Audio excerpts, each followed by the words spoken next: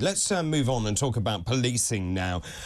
So we know that the police have been under fire for a long time over their woeful record. I think there are something like 2 million unsolved crimes. 90% of thefts go unsolved. Knife crime now at its highest since the 1940s. And many places it's taking 5 hours to respond to a priority call. Now, we've also seen these protesters that have been wandering around London. And I don't know if you saw this, Candice, but the police are there saying, oh, would you mind moving on if you don't mind, and if you don't, we might actually arrest you. And of course there was a lot of kickback from the public, because of course the public were then taking matters into their own hands and saying we need to get to work because of the cost of living, and actually we need to earn money. Well, finally the Metropolitan Police has intervened to prevent Just Stop Oil protesters from blocking roads in central London. This is the day after the force came under pressure from MPs. The Met said it did move protesters off the road at London's Westminster, Waterloo and Southwark bridges. Now, why did this happen? Well, the answer is that Sir Mark Rowley, who is the Met Commissioner, faced criticism from Lee Anderson. He is the Tory party deputy chairman, and he essentially argued that the police had a duty to move slow marchers out of the road. He said the law was already there and they could do it. Now, very interestingly, Sir Mark sort of kicked back on this, and he said you might want to believe that the law says that no disruption is allowed whatsoever through protest, but that is not the case. These powers aren't in existence. But the Met did issue a Section 12 Public Order Act warning, which lasted until midnight last night, that Just Stop Oil must use the pavement for protest. Joining us now is Norman Brennan. He's former police officer and director of the Law and Order Foundation. Very good morning to you. Yeah, good morning. So finally, it seems the Met has got its acting gear. Well, with all due respect to the Met, this is a bit of a sticky wicket for them, because the law lords and Supreme Court have defined that the tactics used by Just Oil and Extinction Rebellion of slow marching is lawful unless, of course, it causes significant disruption. So then you have to define what significant disruption is. So what we've got is police officers wanting to do the job, clearing the streets, the law lords and the Supreme Court basically putting a brick wall in their way, and the public seeing on the television police officers almost standing by, allowing people to break the law. And that is where we are at the moment. Mm-hmm. It's not that the police don't want to do their job.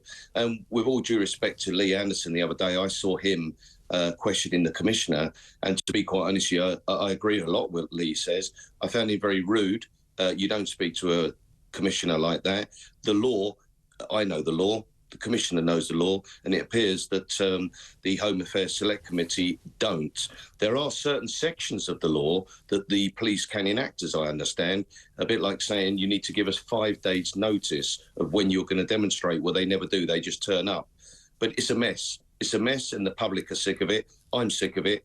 I'm on the side of the motorists, although I understand the side of the police service. And it's almost as though we put the shackles and handcuffs on the police officers and not on the demonstrators. Well, it does really. And also I saw those clips that went viral. The fact is the police officers were standing about checking whether the protesters were okay. And of course, an enraged lorry driver actually got out of his cab and then started tearing up the protesters' banners and telling people to get out of the way because he needed to get to work. I have enormous sympathy with him.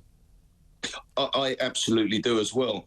I mean, I almost feel like a referee, that you're looking at a situation, you're on the police side, because, of course, I've been a police officer myself for 31 years. I'm on the side of law and order. And then I'm seeing law-abiding motorists that are trying to go about their work, doing deliveries, visiting loved ones in old people's homes and going to hospital appointments, being prevented and obstructed. And I'll be quite honest with you, if I was in their vehicles, I'd get out and I would remove them. But the thing is now, the law lords have said that if you're a law-abiding motorist or member of the public and you take hold of a demonstrator that is holding up tens, if not hundreds of thousands of motorists, it's you that is going to be arrested. And sometimes they say the law is an ass. Well, let me say this now.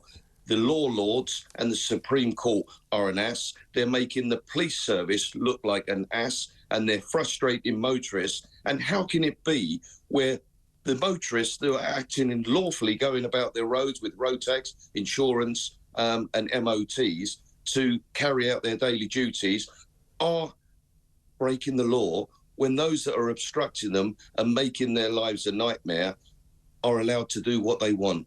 The law is an ass, and I'm afraid these demonstrators are making an ass of all of us. So if you obstruct a public highway, is that an offence?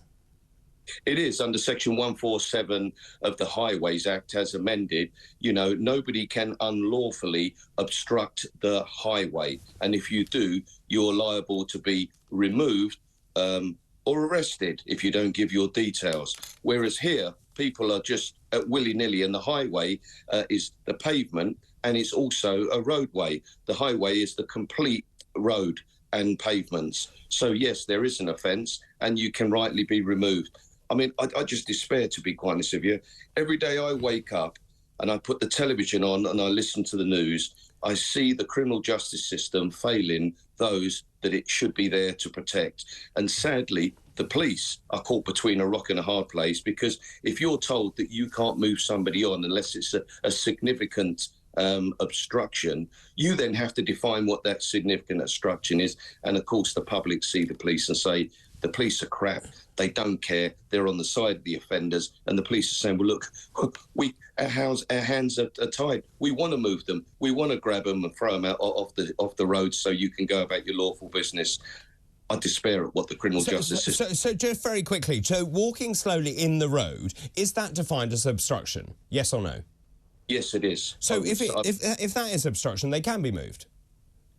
They can do, but the law lords and the House of Commons, or the House of Lords and the Supreme Court, has said in certain circumstances it's lawful. You tell me.